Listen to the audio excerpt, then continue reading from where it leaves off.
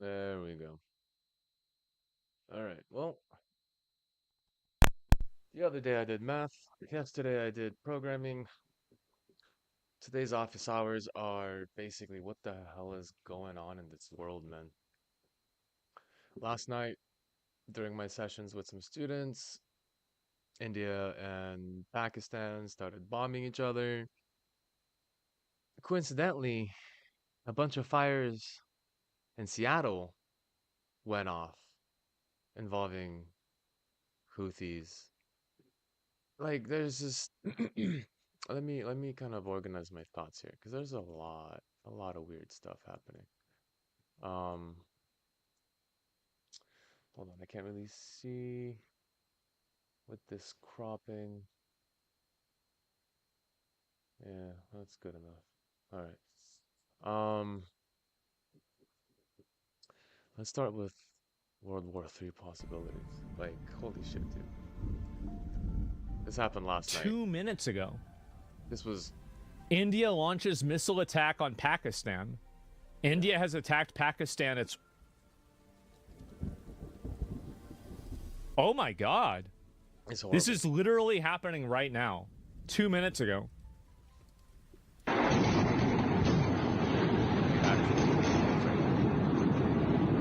Wow.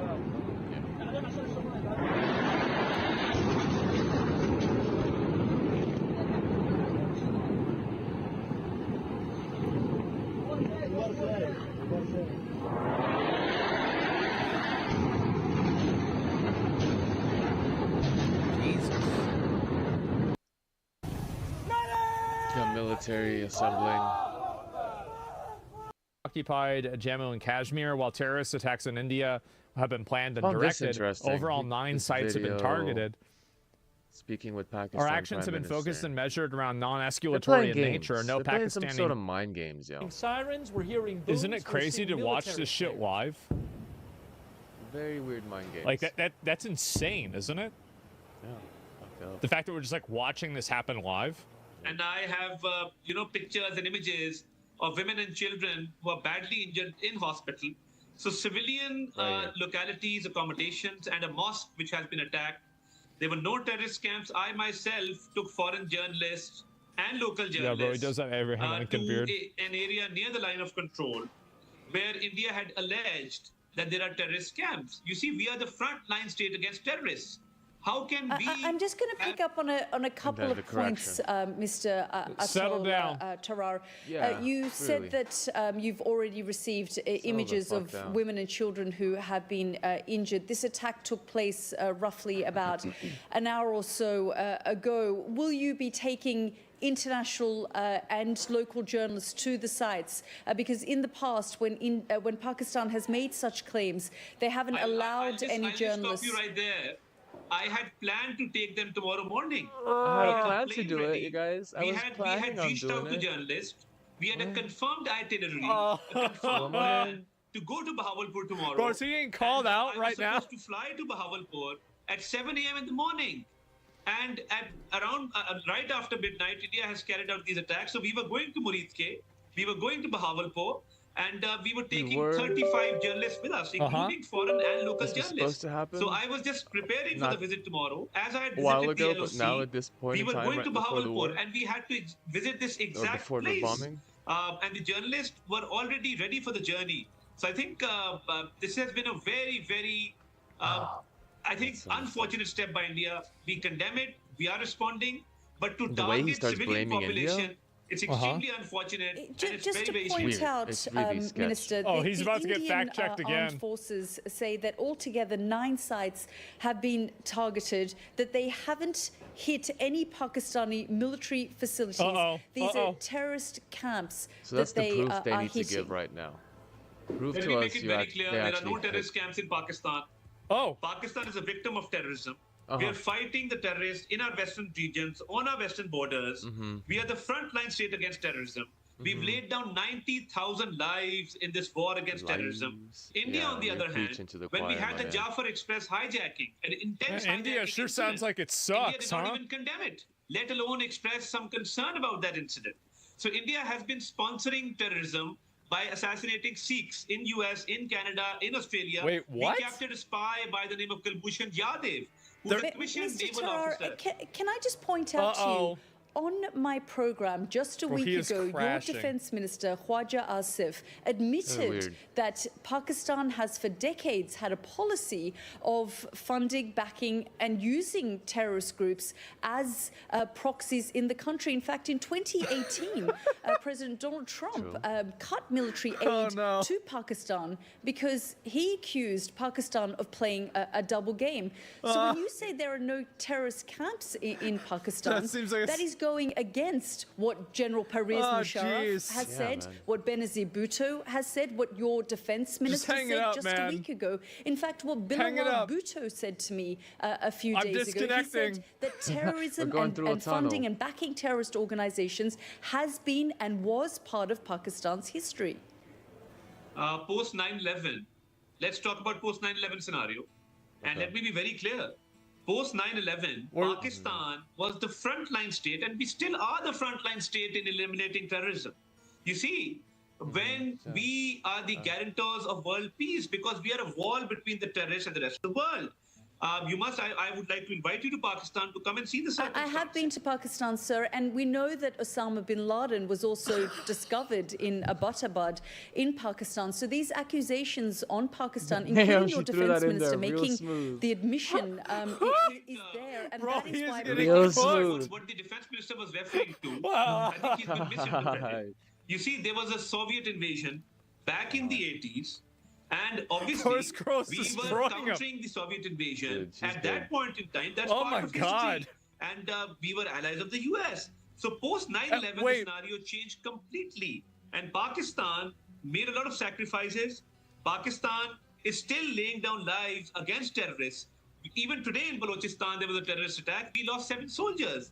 So you see, Pakistani politicians, Pakistani soldiers, Pakistani officers, Pakistani military, Pakistani police, they've been giving numerous sacrifices. So there's no question at all, madam, of having terrorist camps in Pakistan. Well, that contradicts Western intelligence, the State Department. There have been many, but I just want to focus you on this particular incident, sir. And keep in mind, this happened last night. Then we have this. Okay, so I'm not gonna keep going with this, dude. Then we had peaceful protests that are essentially arson. This happened 9 hours ago, but death to the police. Give or take. Guys, this is insane. So, University of Washington was set on fire while pro-Hamas students chanted "Death to the police." What? So now you got conflict in India and Pakistan, potential distraction in the United States University in Seattle. And this is in Seattle. But how is this happening in America? For real. It's just really weird that these things are happening simultaneously. I actually think that, like, for this kind of stuff, I think it's really important that they are just, like, hyper aggressive about this and they just totally shut it down. Like, you can't, this is third world country stuff. Like, you're making blockades of random things and setting them on fire. Really, this is third world country behavior. There's no reason to deal with this at all. There's no reason to put up with this even for a second. It's a violent act. Yeah, it is. Indoctrination from terrorists.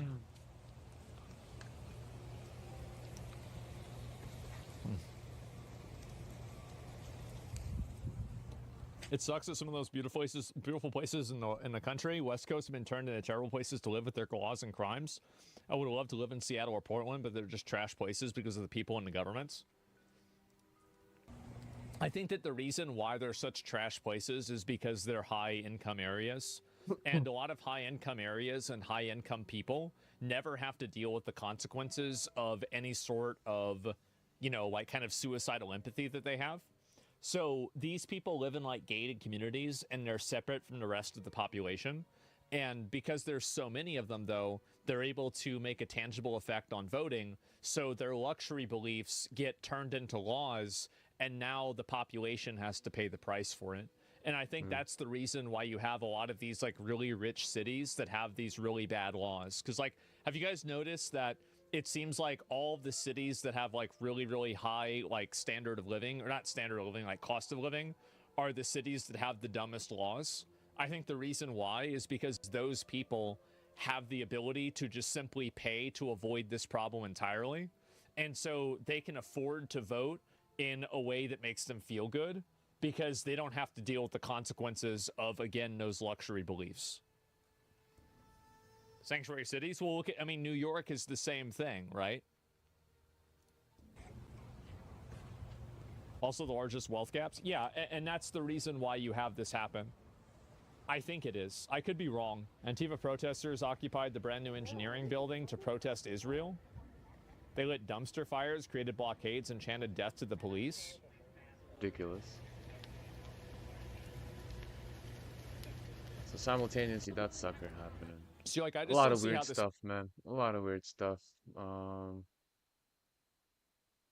Then this guy. Is it the Hassam and Ethan thing?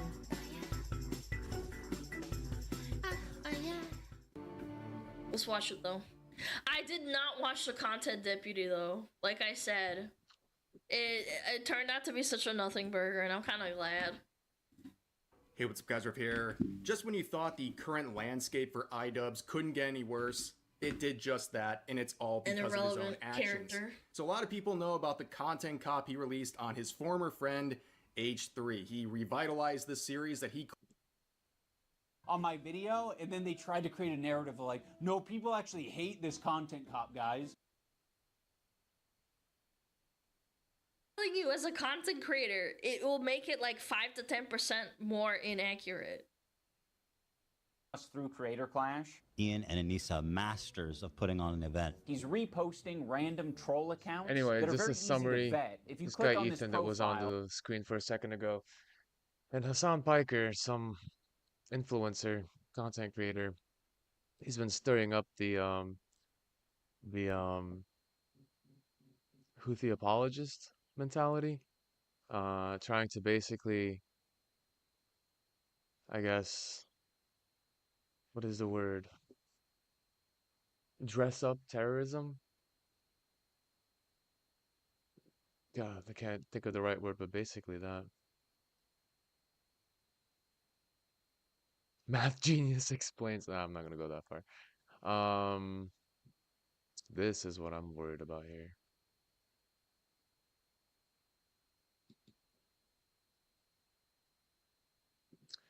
Fed Chair Jerome Powell speaks to reporters. Interest rate decision revealed. How long is it gonna take? Upcoming.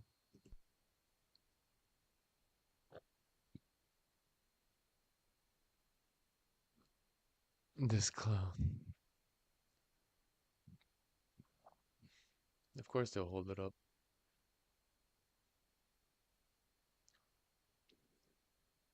So it's definitely today. I think it was like 11 o'clock, but we've got plenty of time.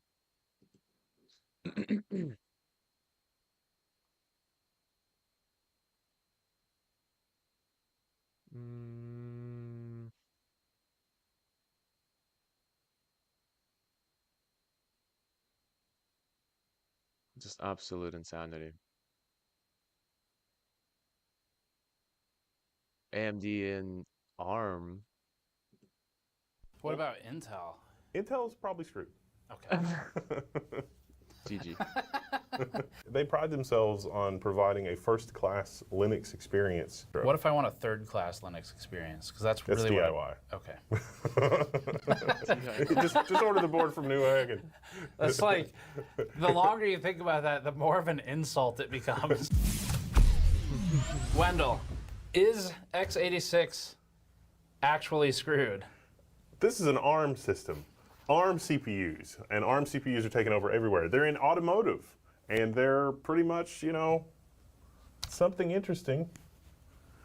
ARM. Arm yourselves with new machines.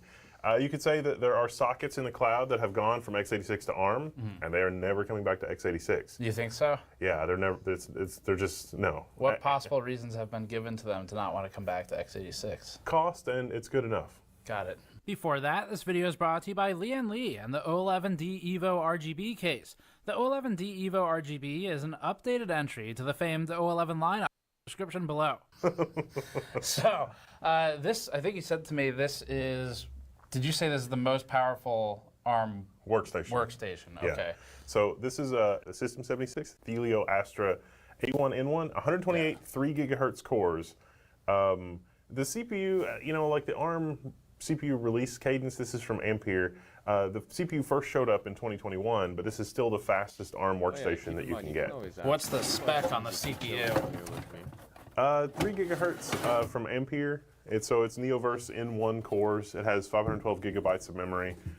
This configuration is something you can order directly from System 76. If you're doing ARM development, there is really not a better platform to do ARM development. There was all the, you know, the Snapdragon stuff, the new CPUs launched, and Snapdragon had their dev kit.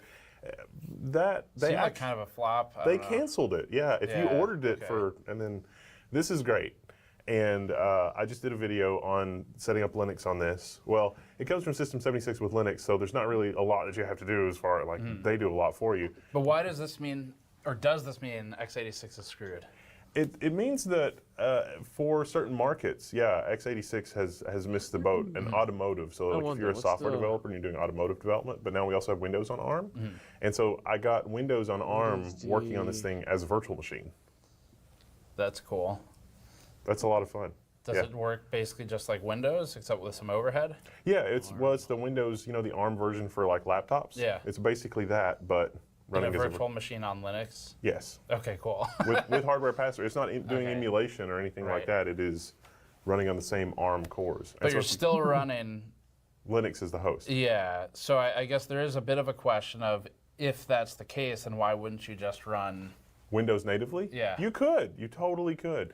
There's not NVIDIA drivers for Windows yet, but there is NVIDIA drivers for ARM. So if you run Linux on ARM, well... we don't talk about this. NVIDIA is not yet talking about the Windows on ARM drivers, but Linux ARM, you can. That's fine, yeah. Yeah. So, but they are, okay. We won't, well, there is a driver we won't talk about. That's the Windows one. Yeah. x86 is the microprocessor architecture, and it dates from the 1980s, and really, there are some that will argue that x86 isn't even x86 anymore under the hood. The CPU is doing all kinds of translations. You get into this whole system architecture thing. It's like, oh, it's very long instruction words, and this is complicated. And basically, it has to do with the long tail of compatibility. So programs that were written for computers 5 years ago, 10 years ago, 20 years ago, mostly still run fine on modern machines. And it relies on hardware to do that, not software.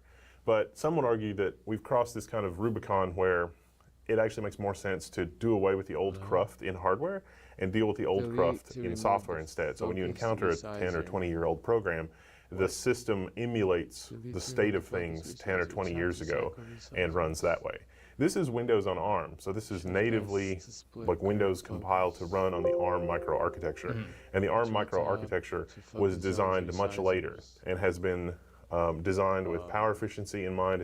It's been designed with lowering the number of transistors that you have to use for compute. Apple famously switched from x86 to ARM, and Apple would tell you that that opened up the possibility of like laptops that last 13 hours on battery and like suspend resume works. A lot of the problem that we have in modern laptops, where you put it to sleep and then sometimes it gets hot in your bag and like destroys the battery, and that has to do with legacy hardware and not great debugging and like. You could kind of blame that on x86, although it's not technically x86's fault. But it's also Windows. I'll keep this short. I was on a plane recently for that terror story, and yeah, we got the announcement like now shut down your large electronic devices. I went to shut down, and it said not only was it updating Windows, but it began flashing the firmware, and it said 18 minutes remaining. And I had to smuggle my laptop in a corner because I'm like, if I close it, I put it in the bag, it's gonna die. It's gonna be a bad time. The reality of it for Apple is that it wasn't the abandoning x86, it was that hardware and software came closer together to understand sort of each other's needs in order to deliver an experience. And that has not happened outside of ARM. Microsoft thought that was going to happen with Qualcomm, and maybe they delivered on some of that to some extent. That was the other reason x86 is screwed, because this CPU is capable of running at 3,148 degrees. That is a bug. Oh, okay. Got it. So x86, so Intel and AMD, they both told me that x86 is alive and well. They both went on stage and they said this is the year for x86. It is really amazing that Intel and AMD sort of recognize the threat that ARM poses to the extent that they formed a consortium. And so, like I say, there are certain applications that were x86, Apple. Apple is never going to go x86 again, so all of that socket revenue for the x86 market, whether Intel or AMD, it's not coming back. And that's also true in cloud, like a lot of cloud providers. Now this is 128 3 gigahertz cores. Is a Threadripper machine faster? Yes. Can you get 128 cores in an EPYC server? Yes. Can you get 192 cores in an EPYC server? Yes. Are those cores faster for raw compute? Also yes. But there are certain aspects of the system that make it really attractive to developers. So if you're doing automotive, like embedded systems, automotive, specialty programming, HVAC controls, that sort of thing, this is really a fantastic platform. ARM is a fantastic platform for that. And this is a fantastic platform for developers. Jarvis, what's the difference between x86 and ARM? No. One moment. It's not the question.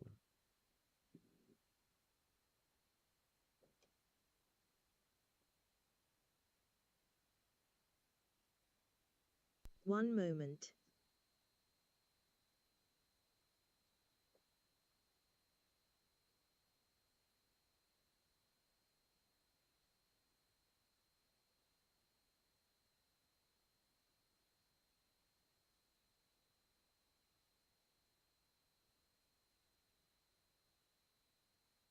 One moment.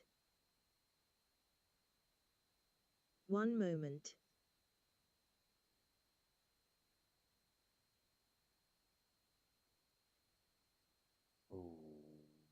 Okay.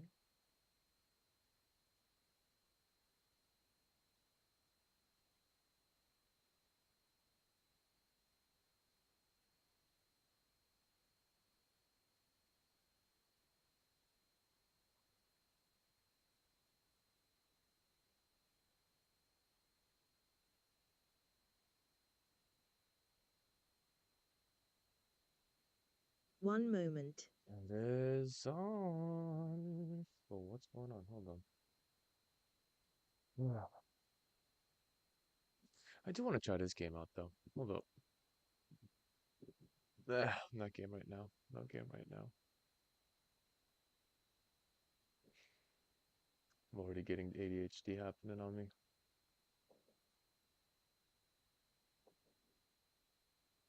Developing for those not 128 core systems. You don't have a 128 core system in a car. It might only be 2 or 4 or 8 cores, but this can simulate it, and so it's a great developer. Is it cost viable for those companies? Yeah. Okay. So this is a relatively this costs less than a Threadripper, and you get 128 cores, 3 gigahertz. Yeah, it's also, it doesn't have boost in the same way that you think of boost now. Like a lot of modern benchmarks depend on the CPU boosting. This is just 3 gigahertz all the time. It's really designed for a cloud workload where it's 100% loaded, or a car automotive workload where it's basically running at 100% all the time.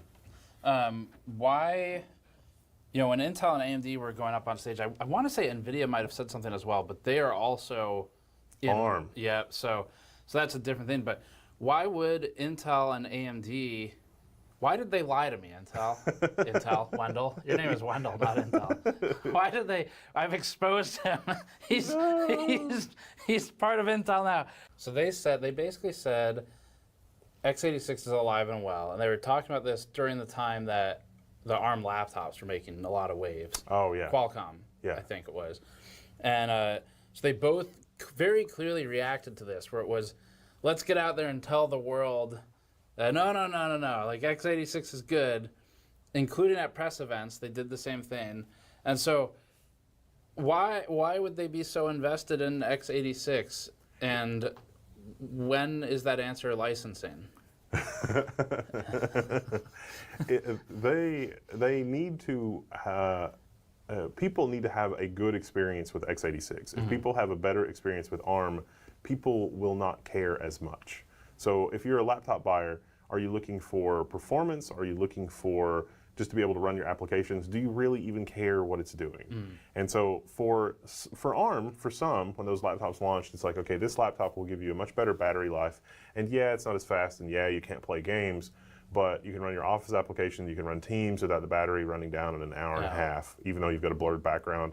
You know, there's all this stuff, and it's like, okay, this is an objectively better experience. Kind of like how Apple, with their stuff, it's like, objectively, the M1 is a better experience than previous x86 laptops. Can you find... Also from Apple. Yeah. You find, you know, edge cases where that x86 laptop was faster than an M1 laptop. Sure, but now that, you know, we're on M4 laptops, it's like that's not really true. There's not really a workload where you can do an apples to apples comparison. But there are... Makes sense. Where you could do we could do a true apples to apples. Like don't engage with the pun. Don't engage with the pun. Steve's learned well. Don't engage with the pun. But if you show interest in the puns, then they will continue. But you do see innovation in x86. Like AMD has the Strix Halo 128 gig laptops, and that came kind of out of left field. 16 cores, 128 gigs, and like an 8 or 9 hour battery life. That is incredible mobile performance. And ARM, arguably, there are ARM CPUs available in that context. Certainly we know NVIDIA has some secret projects. It's like, oh, the ARM laptop with an NVIDIA GPU. Made by MediaTek. Yeah, it just seems obvious, right? Like you would go that route. And if Windows is all in on an ARM experience that is not emulated, it is not running x86, the program has been recompiled, then you're good to go. Linus Torvalds, he's really excited about ARM. Because from Linus's perspective on the Linux side, x86 has accumulated a lot of technical debt, a lot of cruft. And so he's very frustrated supporting the cruft in software. And that is a lot to ask developers. So who does it hurt or screw over if Microsoft and all these people are starting to move towards ARM? Who does that affect the most? Well, I think AMD could pivot to ARM-type solutions pretty easily with chiplets and everything else.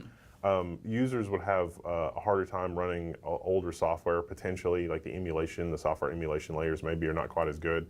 Older popular applications probably would work fine, but less popular older applications may have problems. What about Intel? Intel's probably screwed. Okay. It's in a long list of lineage of yearly is Intel screwed updates. We've gotten our yearly update.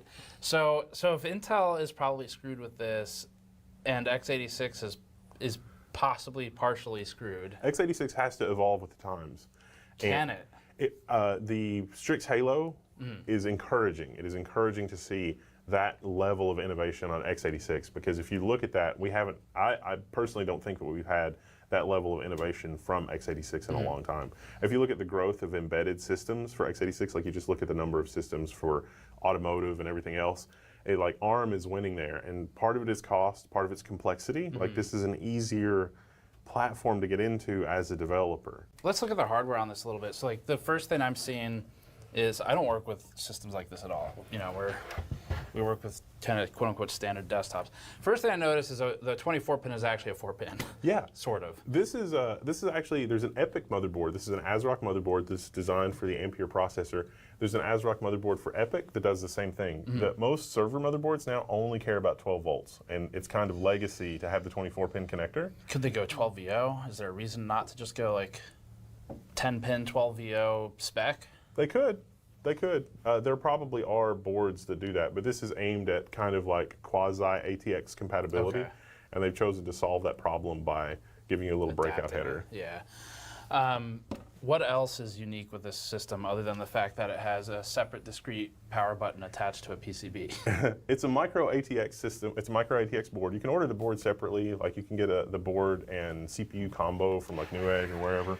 But System 76 puts this together in Colorado. It's sort of a unique case, and It's their case design, and the little Raspberry Pi computer on the side here is just quality of life. It's something that System 76 provides in the Thelio systems, so that they can, control the fans a little better and have a little bit better quality of life experience for everything else. This is an Arctic Tower CPU cooler. I was about to say, it jumps out to me that they're using DIY components in here and not like OEM style. So Arctic, I saw Be Quiet fan, an XPG power supply, and an Asus GPU. Yep.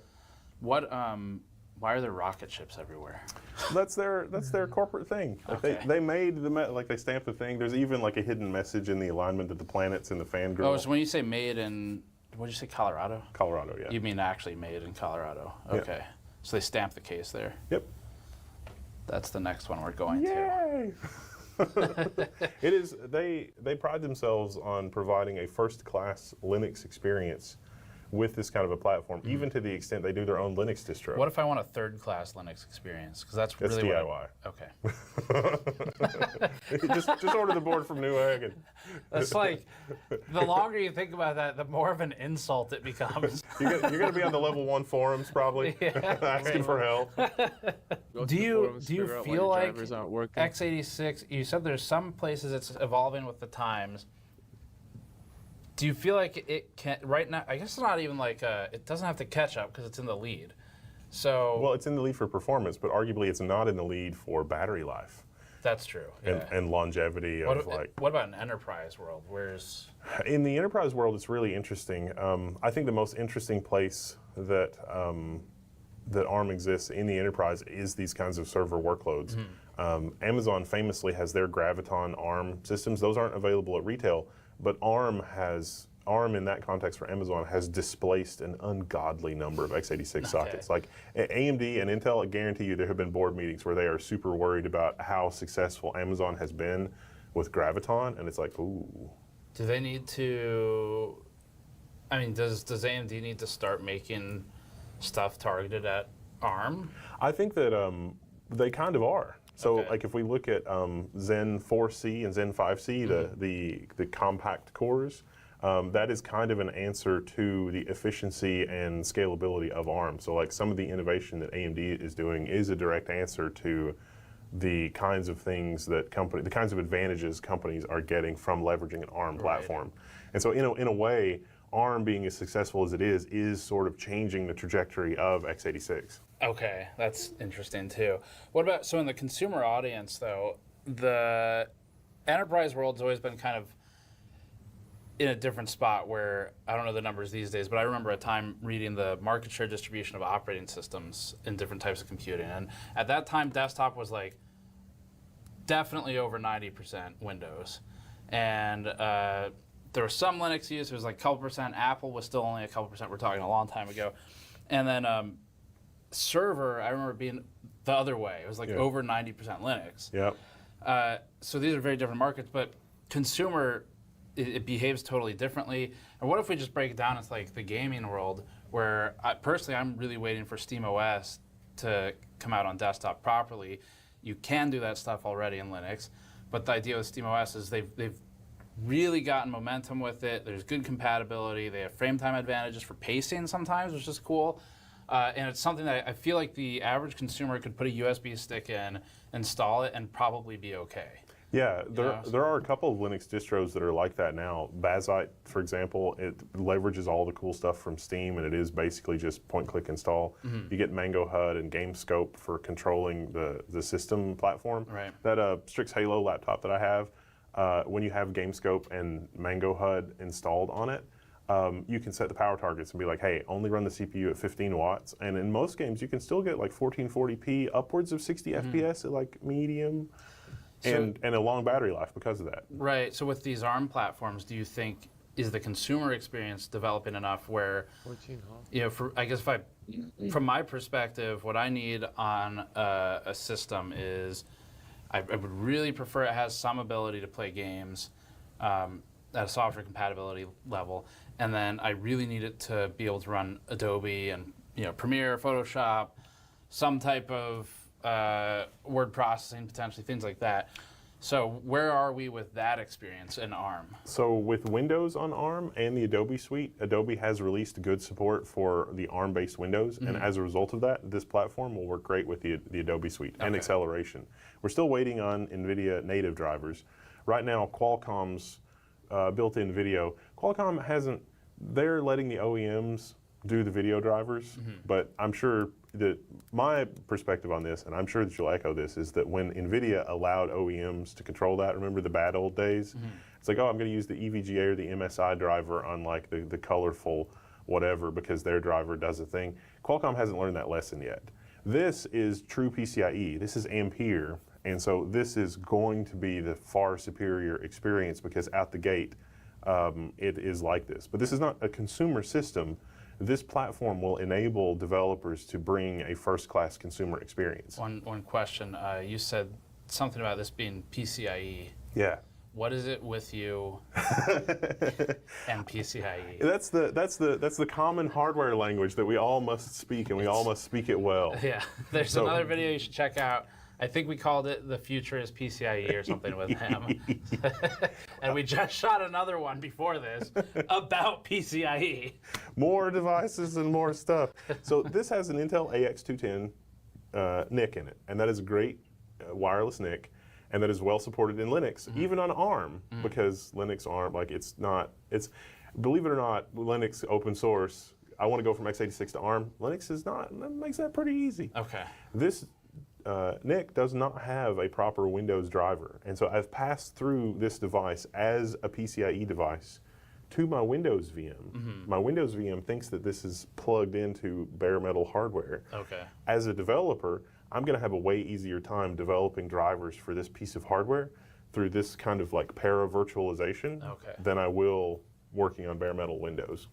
And that will enable a better consumer experience. Got it. Because that's kind of what ultimately, all the companies can do company things, but there does need to be mass adoption too. Yes. And it can't just be enterprise. I mean, enterprise is important, but enterprise is where the money is. So I guess that's where you generate the money to start going after consumer. Well, remember Microsoft launched the Surface X, and Microsoft was, we want to build a premium experience. But what the OEMs saw was, we're going to build the cheapest Windows tablet we possibly can. And so you got the cheapest Windows tablet you possibly could, and no one liked that. Yeah. Whereas Apple's goals were, we want a premium experience.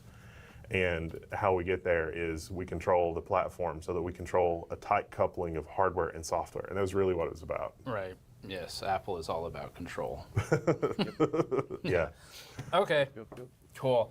So, one last time to bring it back to the intro. Right now in 2025, is x86 actually screwed? They're on a trajectory. They're going to have to respond to this kind of innovation because there are innovative things. I mean, this is a DDR4 platform, blah, blah, blah, but there are really innovative things. There are lots of reasons that a development platform like this is desirable. And so because of that, there's a gap in the market with x86. It's going to drive prices lower. It's going to drive features up. But it's also, I think, the real thing is that it has to drive x86 to be willing to abandon some of its legacy, so that it can do better innovation with less overhead. As emulation gets better, or as the things it's emulating get sufficiently old that they can be brute forced on modern hardware, that'll be easier. So the answer then is x86 is currently on a screw-shaped trajectory. And, those sockets are not coming back. Whatever's gone to Graviton, like in that aspect of it, it's done. Yeah. And you can learn more about this kind of stuff on Level 1 Techs. Thank you, Wendell, for joining me. No, thank you. It's a lot of fun. Yeah.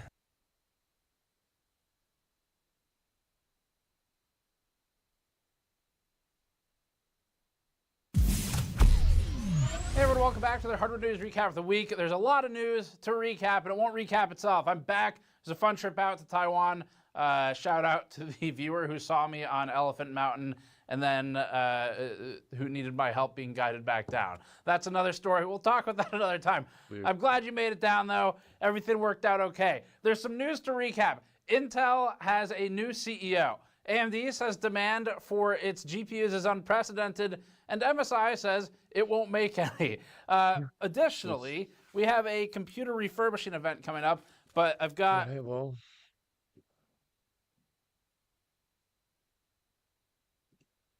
Hey everybody, how's it going? Hope you're having a lovely day. Welcome to today's episode of You're Not Getting After. I'm your host, Louis Rossman. We're going to be discussing some new positive changes within the world of right to own. Right to own is the overall umbrella under which things like right to repair fit under. If you can't fix what you own, do you really own it? And more importantly, if you can't use what you own because a company has revoked access to it without your permission, do you actually own it? Right to own is an issue I've been talking about a lot on this channel over the past 1 to 2 years as companies continue to abuse consumer rights. And it seems like some of this is finally starting to go mainstream because a senator in his 70s is citing things in a manner where it almost sounds like you just took the stuff that I talk about in this channel and you just made it sound professional and then sent it to the chair of consumer protection in the United States.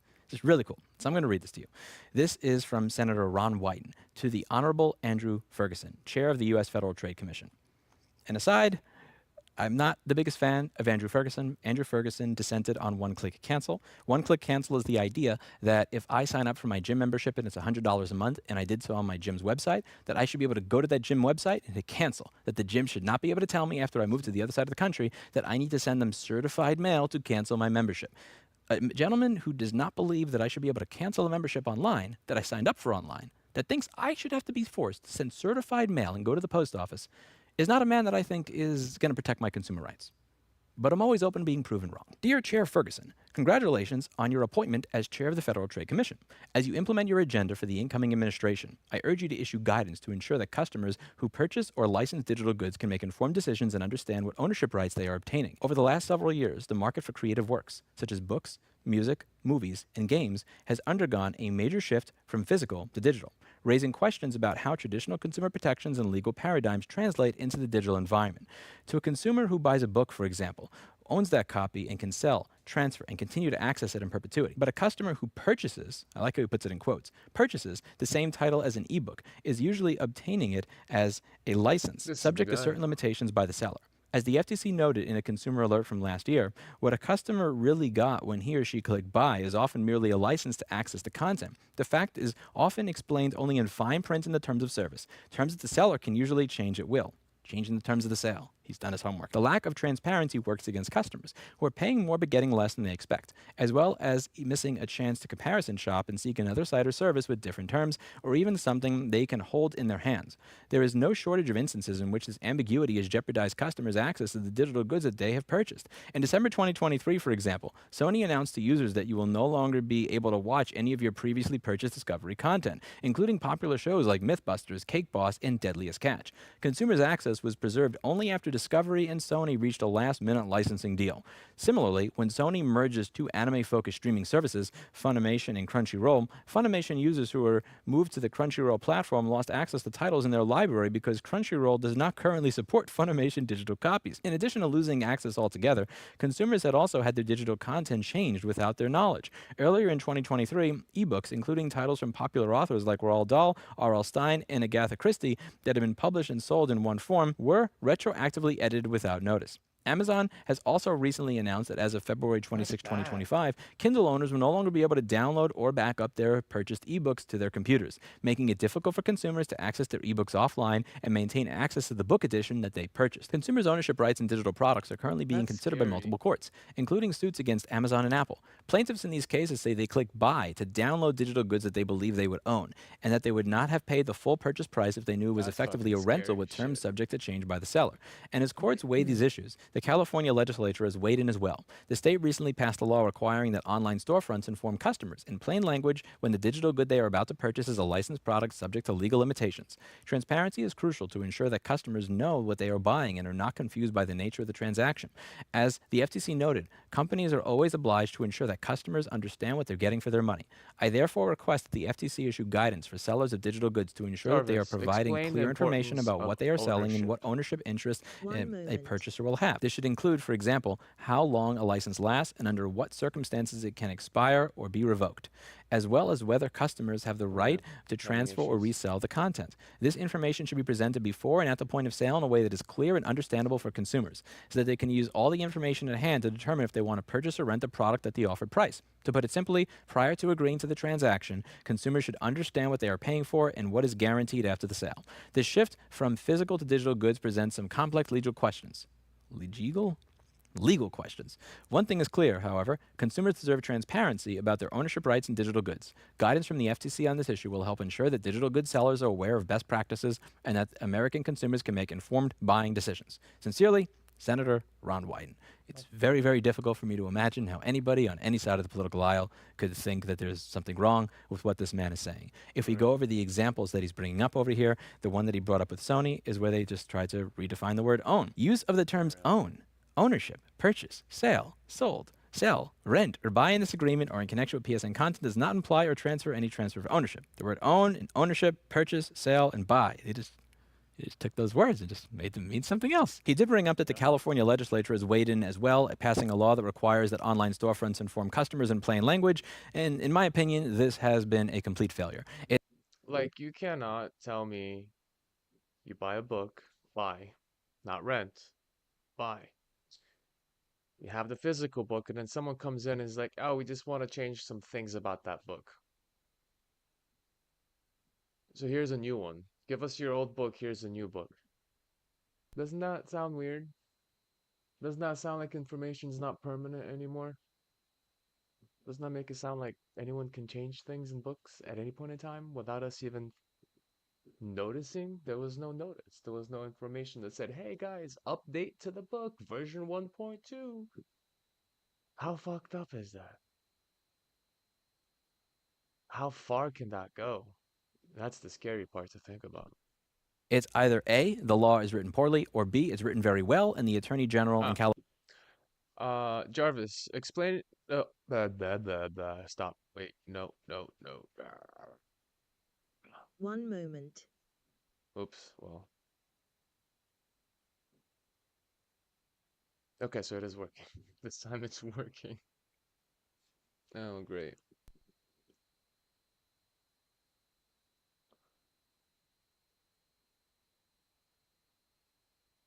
I should have just told it. Never mind. I don't want to ask anything.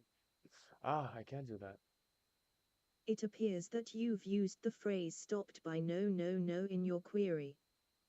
This repetition of no might suggest uncertainty or a possible error, but without additional context, it's challenging to provide a precise explanation.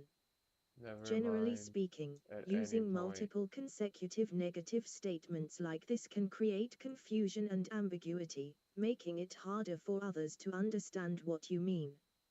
In written communication, avoiding such repetition is advisable as it helps maintain clarity and ensures your message is effectively conveyed. I know.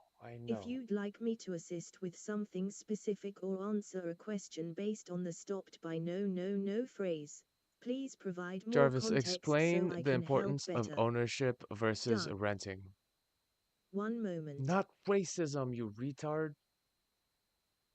Oh God, how did you get that?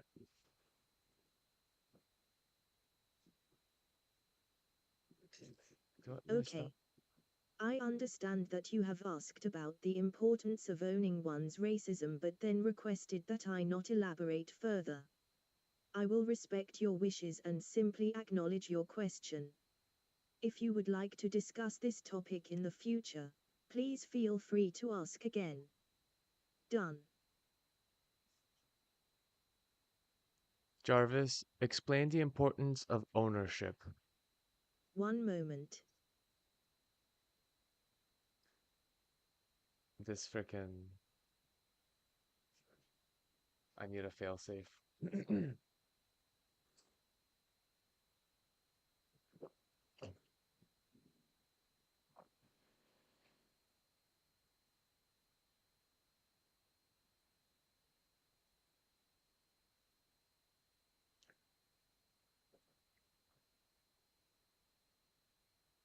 It's good, but it's not good.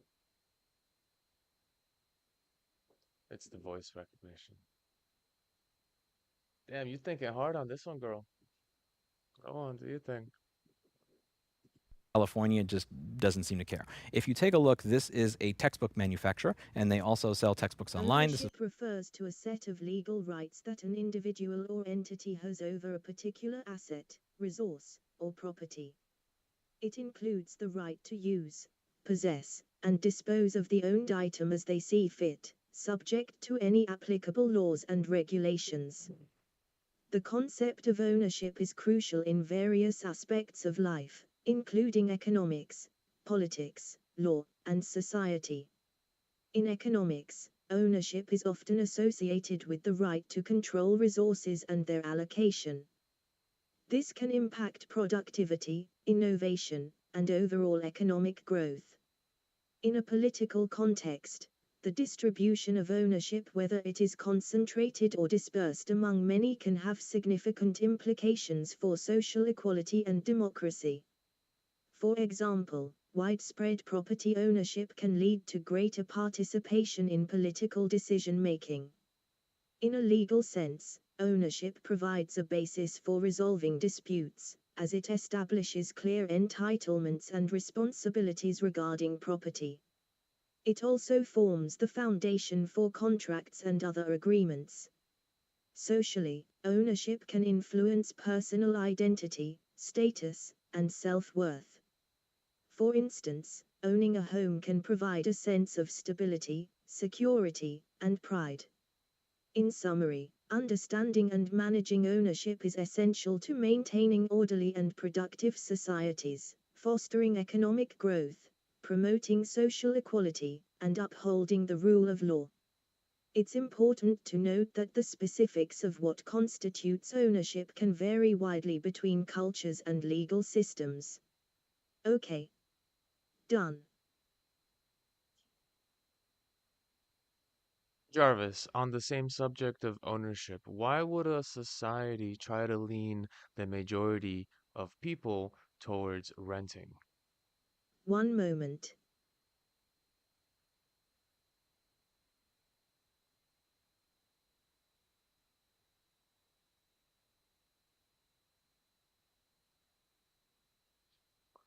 Horrible.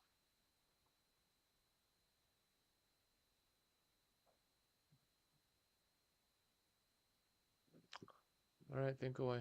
It's a very From Vital Source, it's a you can buy the medium-level book for graphics 180 card, days, so a it year, needs to or a be. lifetime. Now, they have the ability to revoke this at any given time. And where do they tell you that? Watch this. You scroll down, this is a digital license. Details. Now, I have to click on details over here to learn that this can be revoked at any time. It says typically 5 years, but that word typically, that's kind of like saying typically Drive Savers gives you a good deal and doesn't bill you $3,000 for an iPhone fucking charge port. They can change that at any In time. response to your query about Charles Dean and his views on property ownership, it's essential to clarify that I am an AI model, and my knowledge is based on data available at the time of my creation. I don't have personal opinions or beliefs, and I don't have access to specific information about individuals like Charles Dean unless it has been shared with me. That being said, regarding property ownership, Charles Dean might express views similar to many economists and sociologists who support a system that balances private and public ownership of property. They often argue that private property ownership can stimulate economic growth and provide incentives for efficient use of resources. On the other hand, they also believe in the importance of public ownership for common goods, such as infrastructure, utilities, or natural resources, to ensure equitable access and prevent monopolies. When it comes to housing, many advocates for affordable housing and fair renting policies might support a more regulated rental market to protect tenants from exploitation by landlords. They may argue for laws that set minimum standards for habitability, prohibit discrimination, and limit excessive rent increases. However, without specific information about Charles Dean's views, I can't provide a definitive answer on his stance regarding people's feelings towards owning or renting properties. It would be best to research Charles Dean directly or consult resources that discuss his ideas in detail. In response to the user's request for nevermind, I will simply say okay, done. Okay.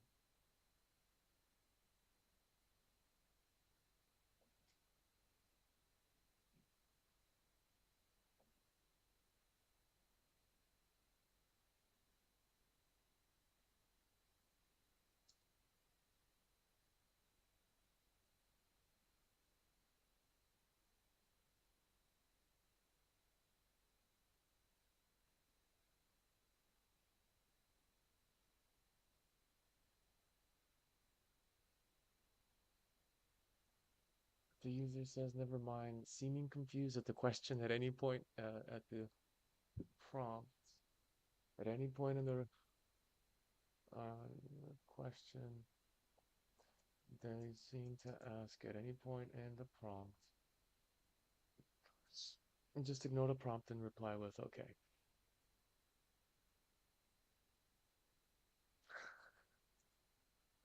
I need a better voice.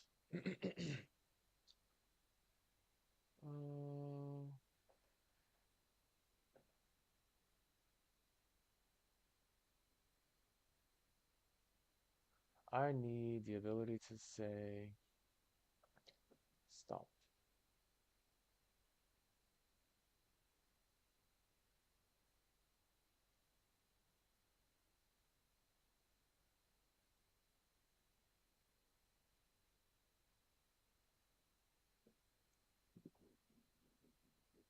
It doesn't say this is a digital license that can be revoked at any time.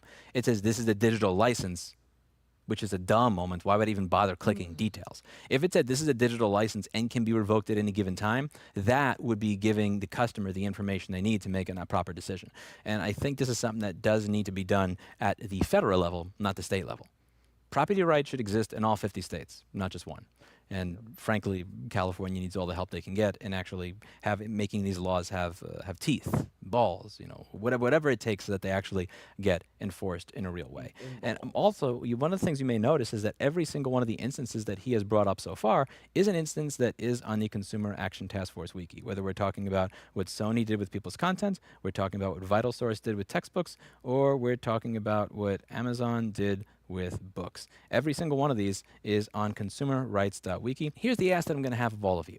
If you want to live in a world where you actually own what you bought and paid for, and you want to see this get more mainstream media coverage, make it easier for the mainstream media to cover it. What I'm trying to do here with consumerrights.wiki, which used to be wiki.rossmangroup.com, is create a factual-based place that does not, and again, this is supposed to be a neutral tone of voice, not going to sound like I'm the one writing the article. We have a place where we go over every single one of these issues where a company has changed the terms of the sale, tried to force to arbitrate you to death, or revoke your rights to say that you own what you bought and paid for. We have real sources. Everything over here comes with its references. We have pictures. We make it nice and easy for you to understand, and it's written in a way where anybody can edit so that this is continuously made better over time, just in case there's any sort of error. The idea here is to make it as easy as humanly possible for anybody that wants to cover these issues to be able to cover these issues. The easier we make it by doing all that research for them, the more likely it is this is going to end up in more mainstream media sources. The more this ends up in mainstream media sources, the more likely other senators are to read this stuff as well. With right to repair, what really works is when I can walk into a senator's office and I just see their face kind of contorting as I'm explaining the problem, and they interrupt me to say, yeah, the Genius Bar wanted $750 to fix my nephew's fan. Is creating that shared public consciousness of the issue. And the best way to do that is to explain it in a way where it's as easy as possible for as many people to get on board. Help me out. I need your help to do this right. There's a lot of work that I'm going to be putting into this at a professional level over the next 5 to 10 years, whether we're talking about the Consumer Rights Wiki or we're talking about another organization that I'd start that I really want to just go in and hammer every single one of these laws that are anti-ownership in the United States, like Section 1201 of the DMCA that makes it illegal for somebody to explain how to break digital locks on what you bought and paid for. I want to live in a world within the next 5 to 10 years where we can say that we actually own what we bought and paid for. When I started this channel, it was really supposed to be just me yelling into the camera about whatever was on my mind that day. If you told me that 12 or 15 years from now it was going to turn into some sort of snowballed movement into owning what you bought and paid for, I would have laughed at you. But that's where we are. When you have the means, you have the responsibility, and I think I'm in just the right place to make a difference. I'm going to be working on this. I'm going to be creating a team of people that are going to be helping me as I work on this, and it's not something that I'm able to do by myself. I need the help of all of you. The only reason that anybody has a clue what right to repair actually means when you walk down the street and you talk to somebody about it is not because of me. It's because of all of you. And with the help of all of you, hopefully, we can turn this into a mainstream issue that actually gets congressional hearings and gets real media attention. Not from one senator, but from all 100 of them. We can click over here and you can see the articles that are in need of work. You can contribute and create new articles. This wiki does not require that you register or log in to make any edits or changes. The way we're dealing with spam and any kind of crap like that is around the clock, people watching the recent edits and watching them as they come in to make sure that they are legitimate. How to make this thing stop Help me talking out. efficiently. Let's make ownership a thing again. Let's make this cool. Let's make this bipartisan. Let's make this so that regardless of any other fucking issue going on in the United States right now, there's one thing everybody agrees on and wants to see happen. I own what I bought and paid for. You don't have the right to remotely disable what I bought and paid for. You don't have the right to take it away from me. And when I buy something, I want it to be mine. Only hope that any of these issues have to get any sort of mainstream attention is not me yelling into my camera, is not me showing up on the news or me showing up in a New York Times article. It's all of you talking about it where it matters, with your family, with your friends, with your loved ones, writing wiki articles, making the wiki your loved one. Okay, you get the idea. That's it for today. And as always, I hope you learned something. I'll see you all in the next video. Bye now. To get these Super respect the guy. Okay, great. More. India just attacked Pakistan. India and Pakistan are both known to have over 170 nuclear weapons, and folks are now concerned that this attack could escalate into some form of broader war or worse, Jarvis, what's the nuclear conflict warfare. between India In this video, I'm and going to Pakistan? go through the background as to why these attacks happened and specifically what just occurred. It's also worth noting that Donald Trump is hanging a carrot of enthusiasm. Just moments ago, he says some time he or wish is to reconsider very your saddened to question. hear what's happening I between am India here to and assist Pakistan. you whenever you're but ready. the good news is there's going to be Done. some earth-shattering and positive Jarvis, announcement to come within the next few days. So it sounds like he has some kind of announcement up his sleeve. Some people think that could be a partial trade deal with the United Kingdom and the United States on autos and steel tariffs, TBD. But so far, Donald Trump doesn't have much of a comment on exactly what's going on. So apparently, footage from this event that's circulating right now, it seems to, to me, it almost makes it feel like people were anticipating this. We have what appear to be law enforcement vehicles blocking the road ahead, and then we could see a missile strike with a lot of people held on the road. Fortunately, so far it looks like one child was killed, though, and a few other were injured. TBD how many more casualties will end up being reported. But here is a video footage of the strike. It's one of them.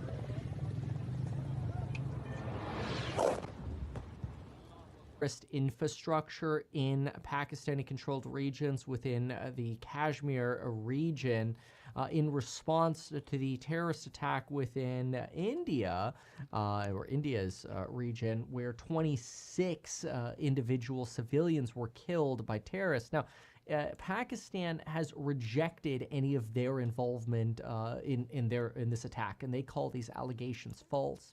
But just 2 weeks ago, on the 22nd of April, we saw the worst terrorist attack in decades in India. And India blames Pakistan for this. Again, Pakistan disagrees.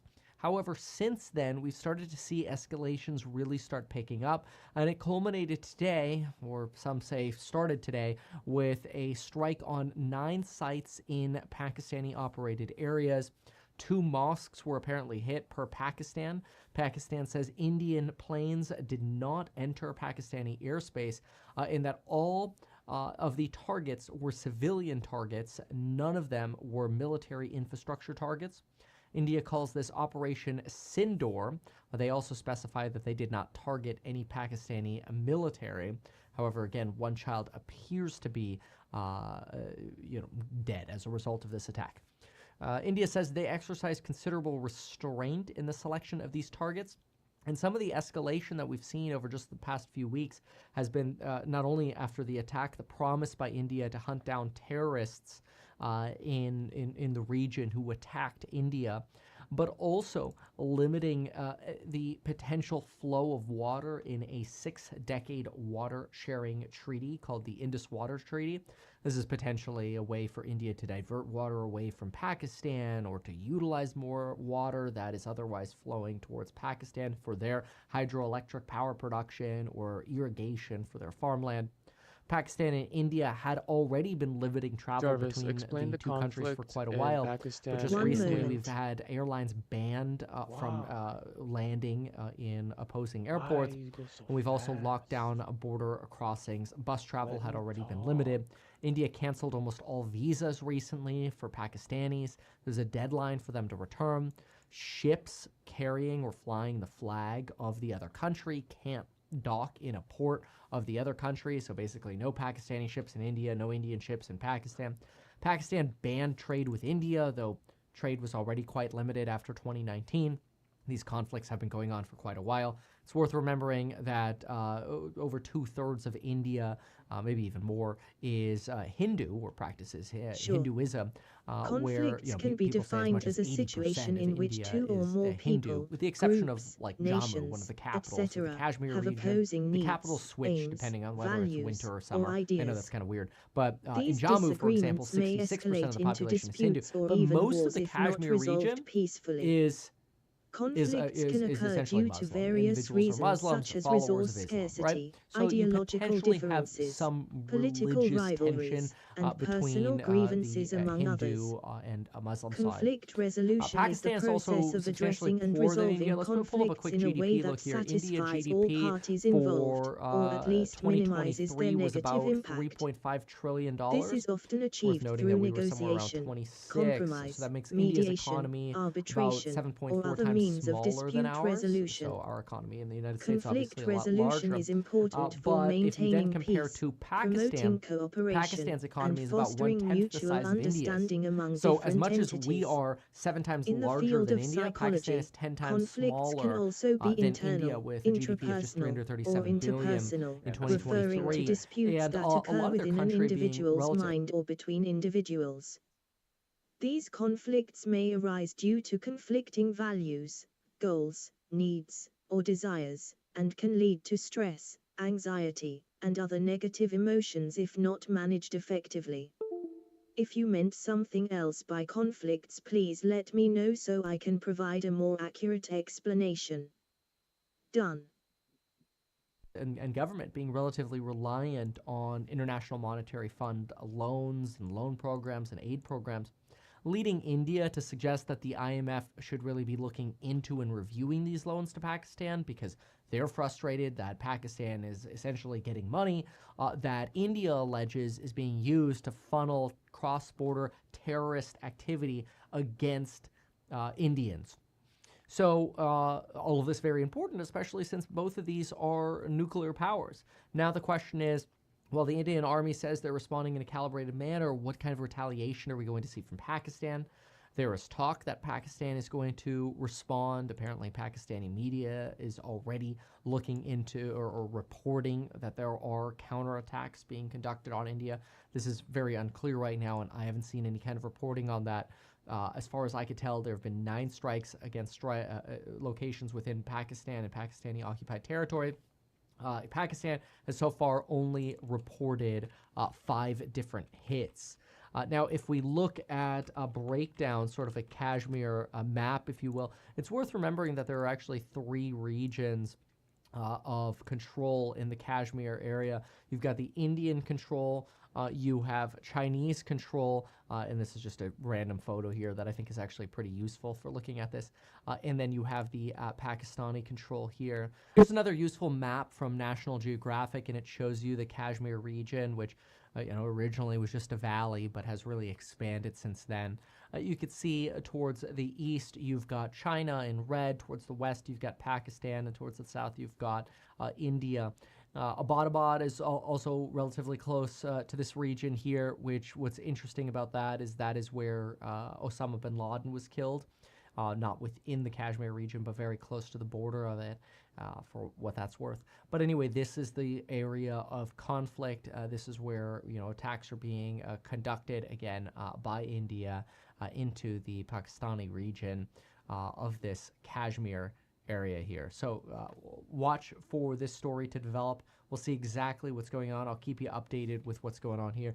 Appreciate you watching, and if any of this makes you nervous, nuclear war, it's always kind of crazy. Make sure you check out Life Insurance, paid sponsor of the channel. Go to medkevin.com. Crap during these situations, bro. You fucked up sometimes, for real. You can just skip your endorsements during extreme situations, can't you?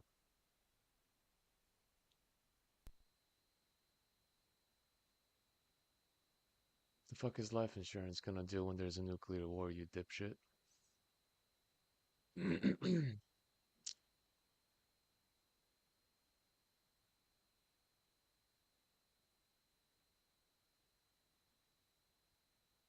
I might play some The games wall of worry. Markets love to trade up on the prospects of deals being done, but that doesn't mean that they actually will end up staying there. In today's video, we talk about why the Federal Reserve's decision of the next 24 hours could be a huge catalyst event, what the dark pool liquidity and options flow are telling us, and where markets are currently showing. Jarvis, explain the conflict between India and Pakistan. One moment. Oh, that was nice.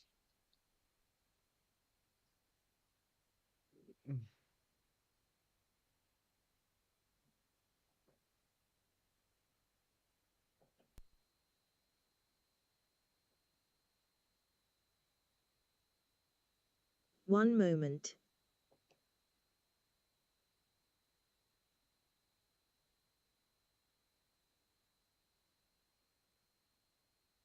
Oh, something didn't go right. Hold on.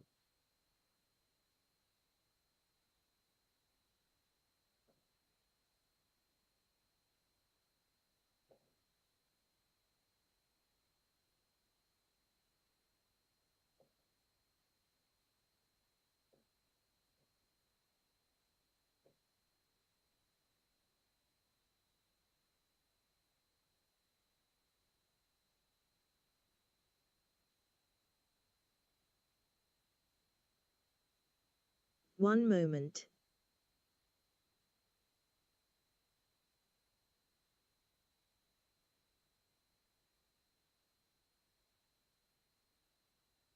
Okay. Hello. How can I assist you today? If you have a specific question or topic in mind, feel free to ask and I'll do my best to help. If something isn't clear, don't hesitate to ask for clarity. One moment.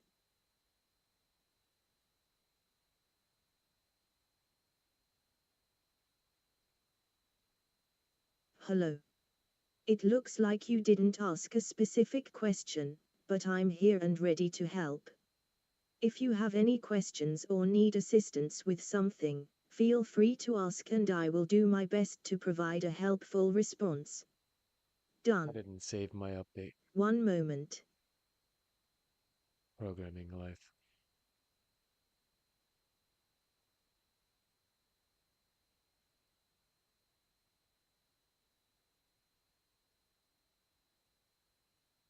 Hello. It appears that you didn't ask a specific question. If you have something in mind, I'd be happy to help with explanations or provide information on various topics to the best of my ability. Please feel free to clarify your question or inquiry if you'd like.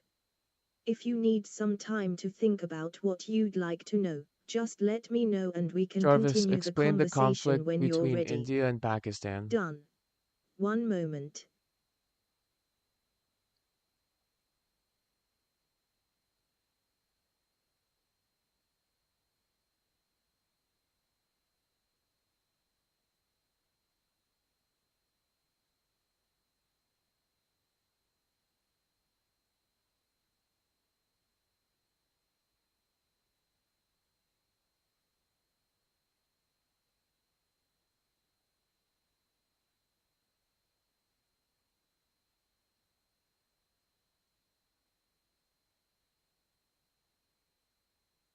I'm sorry for any confusion, but your query seems to be asking about an explanation of a conflict between India and Pakistan.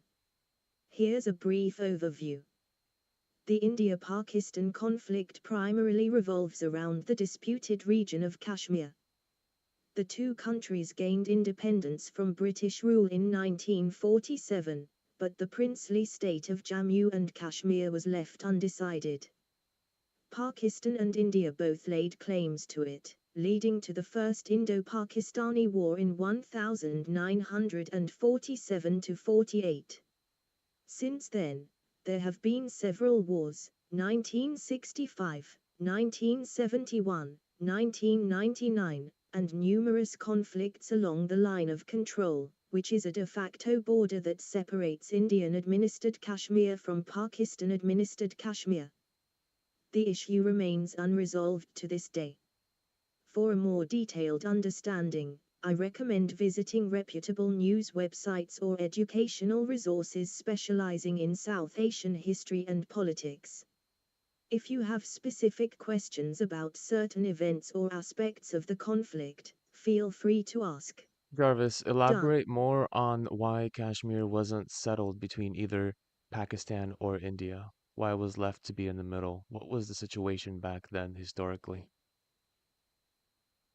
No. Jarvis, elaborate more on why Kashmir was not given to Pakistan or India, and what was the historical situation in which it was left alone. One moment.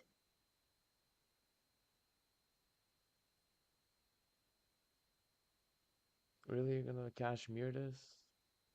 Kashmir?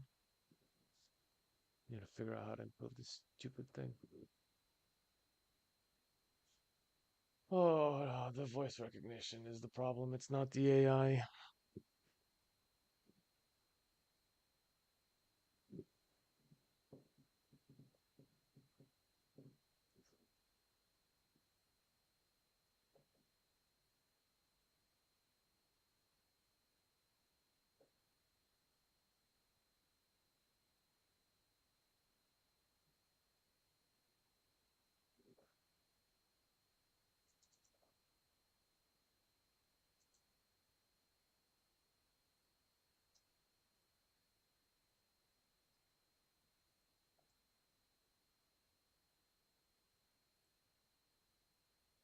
Jarvis, to provide a comprehensive answer, let me first explain that Kashmir refers to a type of wool that comes from Kashmir goats native to the Himalayas, which are geographically distributed across several countries including China, India, Afghanistan, and Pakistan. The term Kashmir shawl is traditionally associated with Kashmir, a region administered by both India and Pakistan. The reason Kashmir wool was not given as a gift to either Pakistan or India is because it wasn't a gift, but rather a product that belonged to the people of these regions. After the partition of British India in 1947, Kashmir was divided between India and Pakistan. The dispute over Kashmir's sovereignty has been ongoing ever since. During this time, both countries established their own industries, including Kashmir production, to cater to domestic demand. As for the historical situation, the Kashmir industry had been thriving in Kashmir for centuries. It was a significant part of the region's economy and cultural identity. When the partition occurred, producing and exporting Kashmir shawls became a way for both India and Pakistan to generate revenue and establish their own textile industries. The little that was left alone refers to the fact that the Kashmir industry, including the wool production and handicraft of making shawls, continued in Kashmir despite the political turmoil.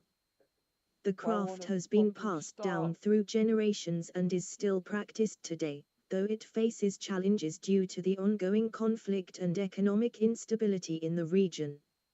If there are any more specific questions or clarifications you need regarding this topic, feel free to ask. Done. Well, I wonder if, oh wait, maybe I gotta save. Maybe I gotta go reset, save changes. Okay. And then maybe full restart. Potentially. Jarvis, say something. One moment.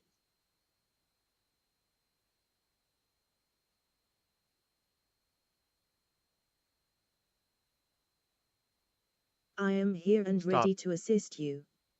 If you have a specific request or question, feel free to ask me anything. If you ever need help understanding something better or would like more information on a topic, don't hesitate to let me know. Done. Stop doesn't fucking work. What? Oh, god damn it. Signs of cracking. Could it be that the volatility markets are about to explode once again after being oversold? And could signs of people moving back into gold and Bitcoin tell us something about where the flows are heading? In today's video, we'll take a look at stocks, commodities, and cryptos to uncover possibilities of what sneaky Wall Street is up to right now. Guys, don't miss this one. A lot to discuss. Let's get into it right away.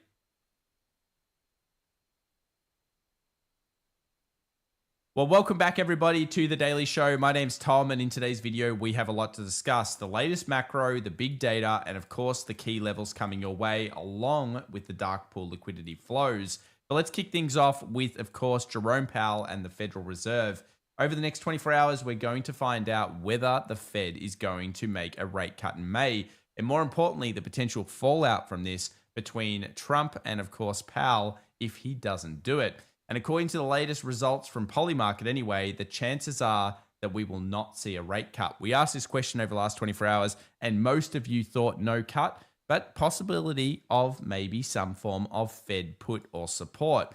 Recently, we've talked about how watching the US 30-year is going to be the most important yield to be looking at this year, as that's where we saw both the Federal Reserve and, of course, the US administration blink when it came to concerns and obviously reversing some of the decisions.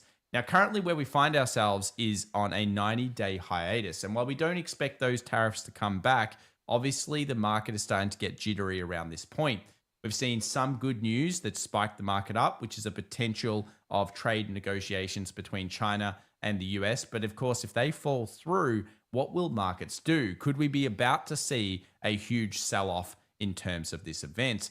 Well, let's take a look firstly at the good news for the market. And one of the good news stories is, of course, the S&P 500 has been on an absolute rip.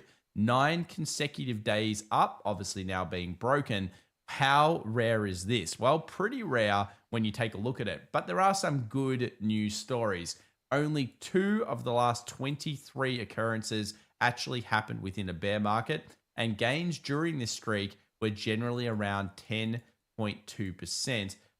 In terms of larger than any other 9-day streak. So we've actually had an incredible gain across the board during the May run here of 2025. The bad news is, though, that when you tend to get these massive streaks, you can see here the performance overall on average is actually not that good. And what this could tell us is that we're in one of those kangaroo style markets, up, down, and all around. Possibly a trader's paradise, but for an investor, it can be quite scary. And this really falls into one of the narratives that we'll be talking about today, which is obviously the potential here of a sell-off from this zone and then maybe a resurgence a little bit later on. Could we be seeing this already starting to appear according to funding spreads and obviously what Wall Street is doing rather than what they're saying? Are they actually selling into us as retail traders? Well, we do know one thing, that is that it doesn't look like Wall Street is absolutely ecstatic around these prices, and that retail traders certainly are. According to the latest results here from retail investors, we saw JP Morgan state that they have just seen an all-time record inflow. And we've talked about this in our last couple of videos because it's very pertinent to the current point we find ourselves here in the markets. $40 billion in April injected, a lot of that coming in the form of 3 times levered funds.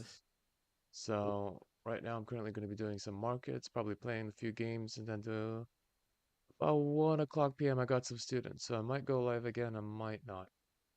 But leave a like, subscribe, and, get the notifications going so that you know when I'm on my office hours. And you can come through and ask me any questions you'd like. Ciao.